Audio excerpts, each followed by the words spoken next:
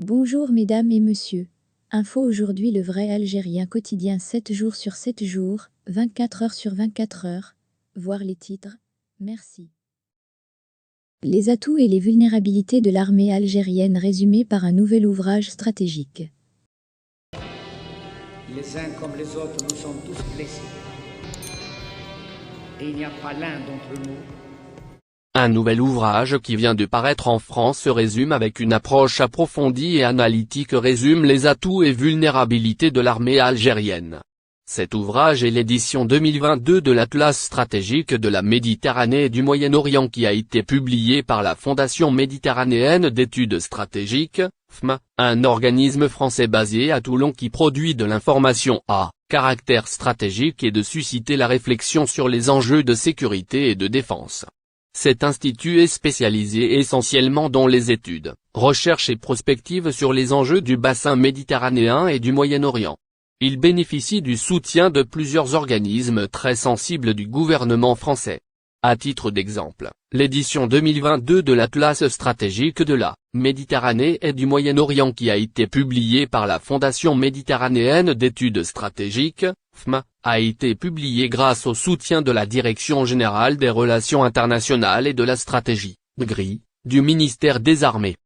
En France, la DGRI pilote officiellement l'action internationale du ministère des Armées en y associant l'état-major des armées, MA, la Direction générale de l'armement, DGA, et le secrétariat général pour l'administration, SGA.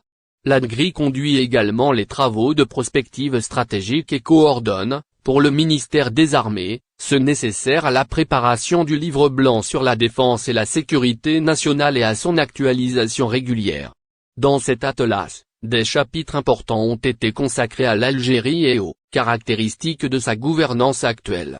Sur le plan purement militaire et de stratégie de défense, cet ouvrage auquel ont participé de nombreux experts souligne que l'Algérie dispose de nombreux atouts parmi lesquels un armement nombreux et très performant, une capacité significative de frappe dans la profondeur, missiles balistiques, missiles de croisière avec changement de lieu, chasseurs de 4e génération, drones armés, et de projection de force.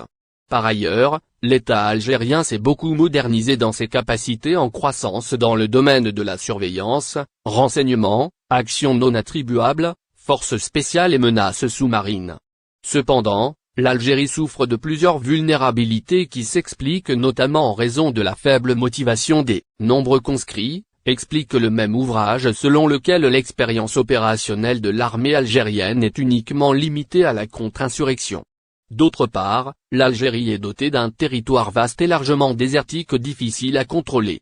Mais les décideurs militaires algériens, fait remarquer cet atlas, sont encore abonnés à la doctrine d'emploi rigide, d'inspiration soviétique. Le même document stratégique observe également un fossé générationnel entre l'encadrement intermédiaire et la hiérarchie supérieure très âgée ainsi qu'une dépendance aux pays fournisseurs et faible capacité cybernétique. Pour le moment, les clés de la force militaire algérienne sont sa capacité d'attaque sous la mer grâce à ses 6 sous-marins et la qualité de ses forces aériennes avec pas moins de 110 avions de combat.